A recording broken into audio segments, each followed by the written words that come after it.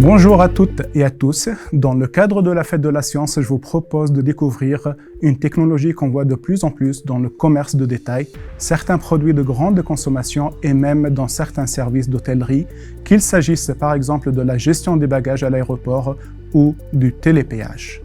Il s'agit de la technologie RFID, Radio Frequency Identification ou identification par radiofréquence.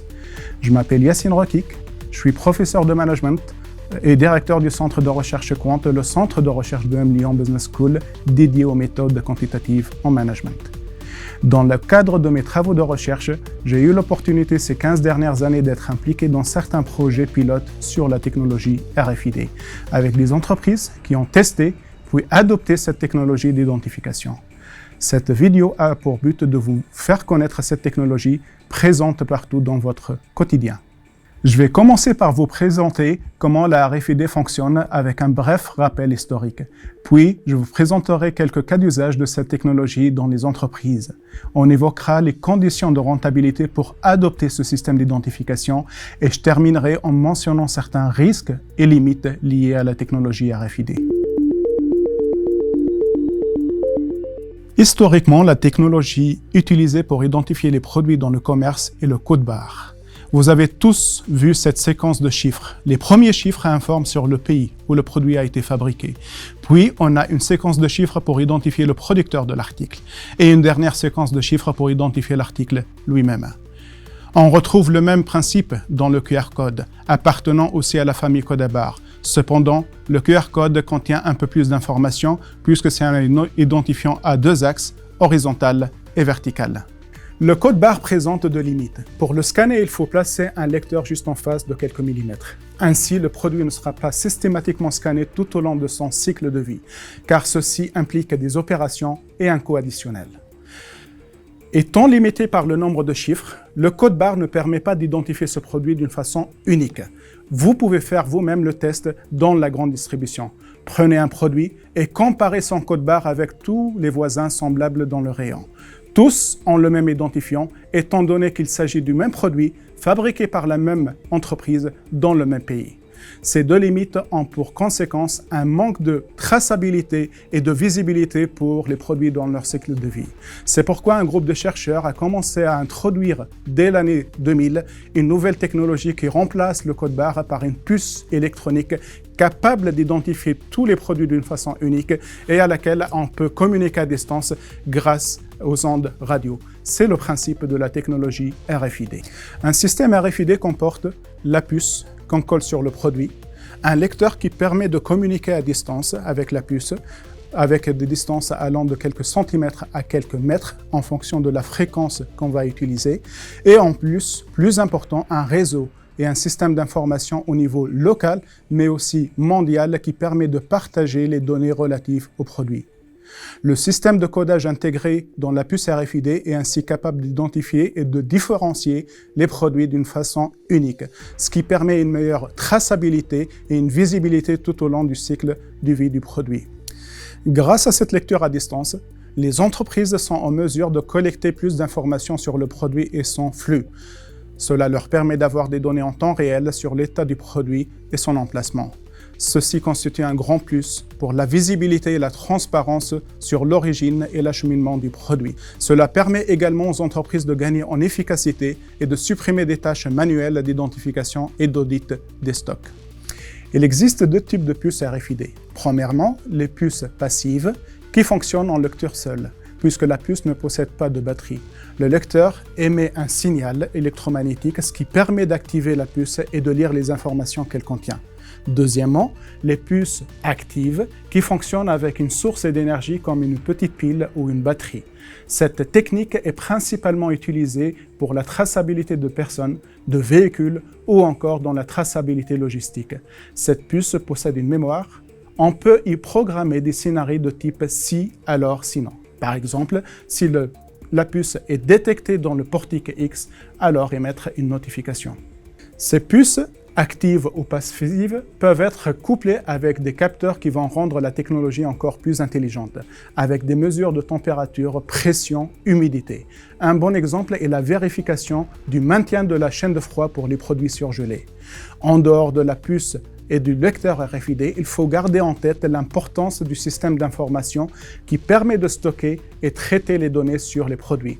Pour tirer pleinement profit de la technologie RFID, elle ne doit pas être limitée à une utilisation en interne, car l'intérêt majeur de cette technologie est une traçabilité des produits tout au long du cycle de vie du produit. C'est pourquoi la technologie RFID est conçue avec un standard d'identification qui permet de pointer sur les bons systèmes d'information qui contiennent l'information sur l'identifiant RFID du produit. Ce standard est similaire à ce que nous avons pour identifier les sites web sur Internet. Si vous tapez www.em-lyon.com sur votre navigateur, votre PC ou modem Internet est capable de traduire ces lettres en une adresse IP.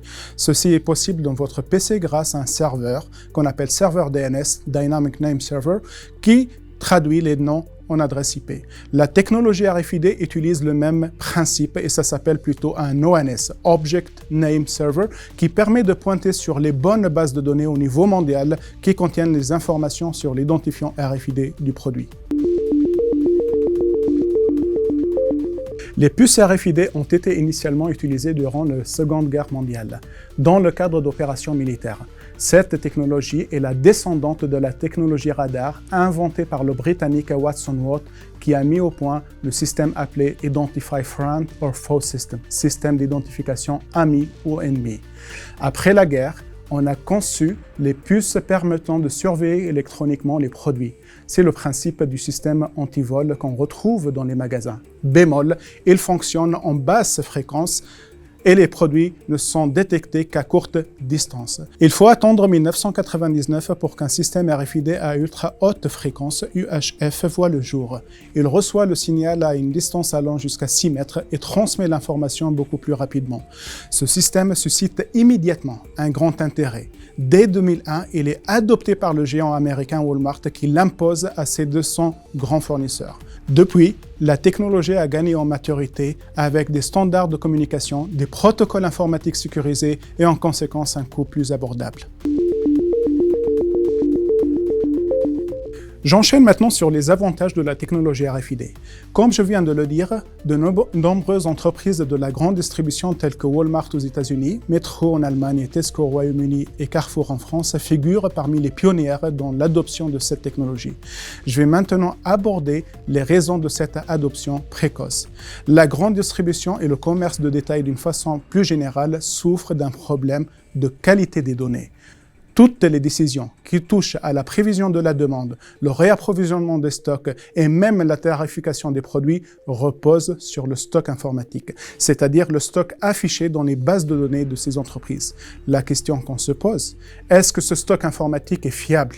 En d'autres termes, si le stock informatique est de 100 pièces, si un audit du stock est fait, est-ce qu'on va retrouver réellement 100 pièces en stock?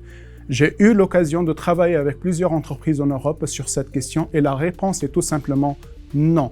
Ce stock informatique n'est pas fiable du tout. Si l'audit stock est fait, il y a une chance d'environ 65% pour que le stock réel soit différent des 100 pièces que le système informatique affiche. Les entreprises sont bien conscientes de ce problème de qualité des données. C'est pourquoi l'audit de stock est fait d'une façon très fréquente pour certains produits. Cela peut être jusqu'à un inventaire stock quotidien pour certains produits sensibles tels que les produits frais ou les produits laitiers. Certains produits sont audités tous les 3 jours et d'autres chaque semaine ou d'autres d'une façon mensuelle. Ces inventaires très fréquents et donc très coûteux constituent une réponse de ces entreprises à cette mauvaise qualité des données. 2 questions se posent ici. Premièrement, pourquoi attendre autant d'erreurs dans les données stock? Et deuxièmement, combien ces erreurs coûtent-elles à l'entreprise? Apporter la réponse à ces 2 questions permet de comprendre l'apport de la technologie RFID et de sa potentielle attractivité pour les entreprises du commerce de détail.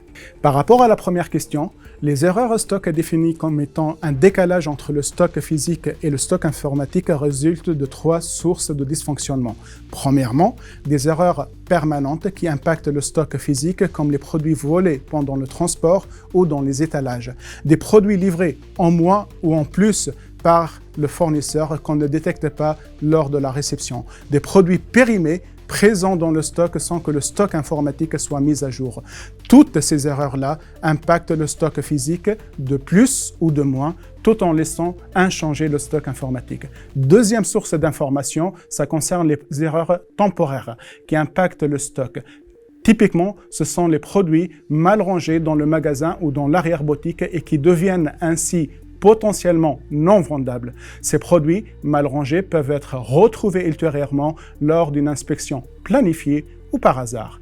Troisième source d'erreur concerne les erreurs de transaction. Lors de la mise à jour du stock informatique, il est fréquent que des erreurs de frappe ou de saisie augmentent ou diminuent le stock informatique. Toutes ces erreurs créent un décalage entre stock réel et stock informatique. Certaines peuvent être supprimées ou réduites avec les bonnes pratiques managériales, mais d'autres restent non détectées et peuvent se cumuler dans le temps. Maintenant, on va aborder la question l'impact sur la performance économique. Ces erreurs ont un impact très important sur la performance économique de l'entreprise. Il faut noter que la plupart des décisions sur le pilotage des flux dans une entreprise se basent justement sur le stock informatique. Cela veut dire que toutes ces décisions se basent sur potentiellement une information erronée. Est-ce important? Oui, c'est très important et ça peut coûter très cher. On va le voir grâce à une illustration. Donc, je vous présente ici un petit outil, un simulateur qu'on a utilisé pour convaincre certaines entreprises européennes à nous rejoindre sur un projet de recherche sur la qualité des données et leur impact sur la performance financière. Alors, on va supposer qu'on va vendre des bananes sur une année, 365 jours. Donc, pour ce faire, pour gérer le stock des bananes, on a besoin de 4 informations. Donc, la première information, ça concerne la demande. Donc, on va supposer qu'on a une demande potentielle de 100 pièces par jour, plus ou moins 20. Deuxième information, ça concerne le délai de livraison. Donc, si on se fait réapprovisionner les bananes depuis le marché de gros ou depuis un fournisseur, ça prend, on va dire, 3 jours, plus ou moins 2 jours.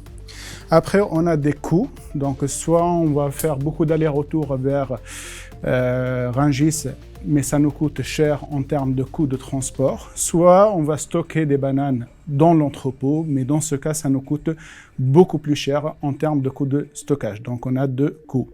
Et généralement, les entreprises, pour trouver la politique de pilotage du stock pour ce type de produit, ils vont cibler un niveau de service. Donc là, ils vont dire, on va gérer les stocks afin de satisfaire 90, 95, 98% des clients. Donc là, si je mets à 90 et 95 ici, comme vous le voyez, c'est écrit, l'outil de prise de décision va nous dire, gérez votre banane de cette façon. Donc chaque fois que votre stock tombe au-dessous de 346 pièces, il faut commander exactement 1208 pièces. Donc ce système-là permet de minimiser les coûts opérationnel pour l'entreprise. Et là, juste pour un petit exemple, si je dis je veux satisfaire 98% des clients, vous allez voir qu'il faut qu'on ait plus de stock de sécurité. Donc le système change en fonction de ce qu'on veut satisfaire comme client. Donc on va rester sur 95.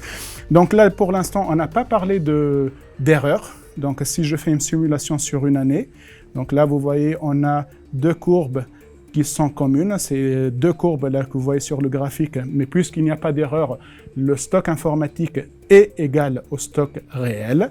Et donc, on veut satisfaire 95. On va voir au bout d'une année, est-ce qu'on a réellement satisfait 95 ou non. Et donc, c'est fini. Donc, on a fait la simulation sur une année. On voulait satisfaire 95% des clients. Et on a réellement satisfait 95% des clients. Donc, c'est cette politique qui permet d'atteindre cet objectif. Maintenant, on va voir qu'est-ce qui se passe si on a 3 ou 4 bananes qui se perdent du stock. Donc, on va dire 3 bananes, plus ou moins une banane, qui se perd du stock chaque jour. Donc, est-ce qu'on va garder toujours l'objectif? Est-ce qu'on va toujours atteindre les 95% de clients satisfaits? On va le voir tout de suite. Donc, simulation, de nouveau sur une année. Mais la différence, vous voyez ici, on a un décalage entre les 2 courbes. Orange et gris, c'est ce décalage-là. Ce sont les erreurs de stock, les bananes qui sont perdues du stock. Et donc, vous allez voir, toutes les décisions de réapprovisionnement depuis Rungis, elles sont faites sur la base du stock informatique qui ne traduit pas la réalité. Et donc, on va tomber beaucoup plus en rupture que vous voyez ici, donc tout ce qui est là au niveau 0, ce sont des clients qu'on a perdus parce qu'il y avait des erreurs. Et si je monte plus haut, donc on voulait satisfaire 95% des clients, mais finalement on n'a satisfait que 88% des clients à cause de 3 bananes qui se perdent du stock chaque jour. Et ce décalage-là, ça coûte cher à l'entreprise parce qu'il y a un manque à gagner, parce qu'il y a un impact négatif sur la marque, sur l'entreprise, et donc c'est l'impact des erreurs sur la performance financière et économique d'une entreprise. Donc, ces erreurs stock peuvent coûter très cher à l'entreprise.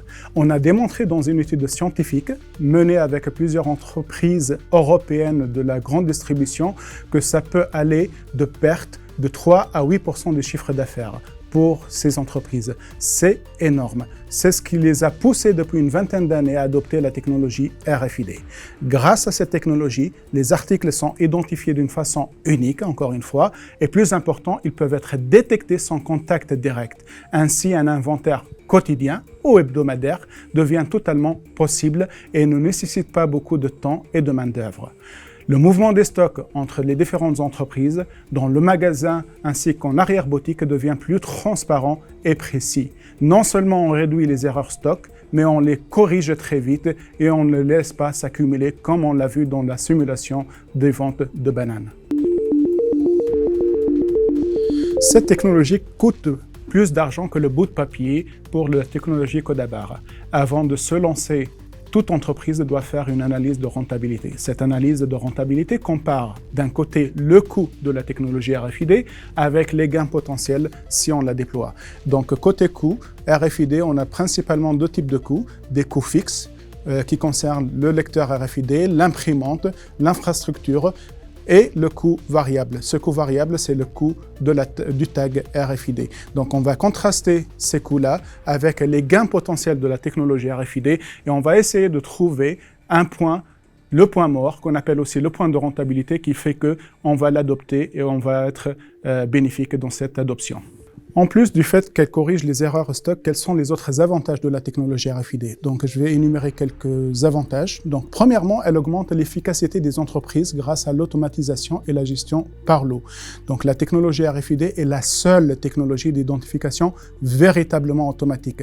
Pas besoin de scan individuel et manuel et le gain peut être considérable. La RFID ne nécessite pas de visibilité directe et donc elle permet également une meilleure prise de décision et une collaboration plus étroite entre producteurs et distributeurs.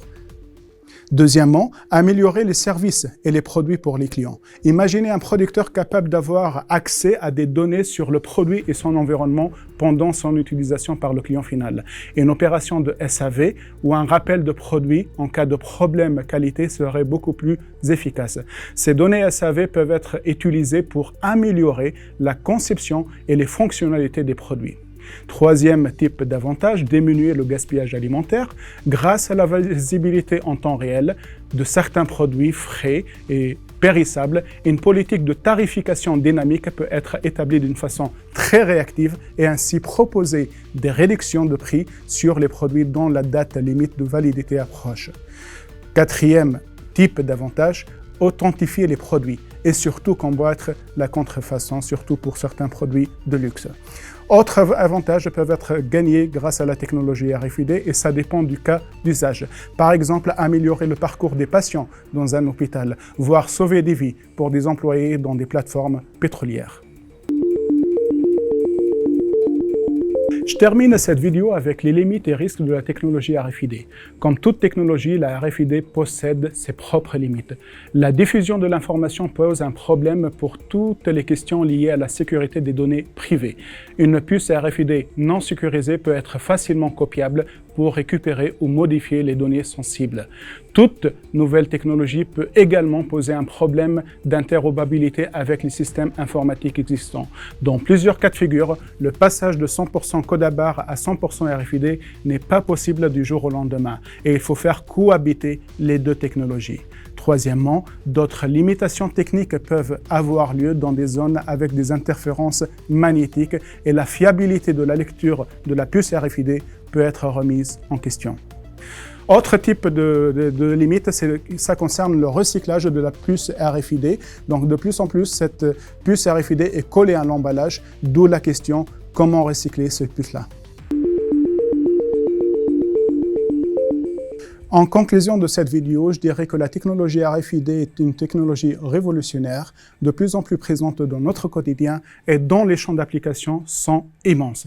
Mais, comme pour toute technologie, il nous faudra rester vigilants quant à ses usages. Merci de votre attention.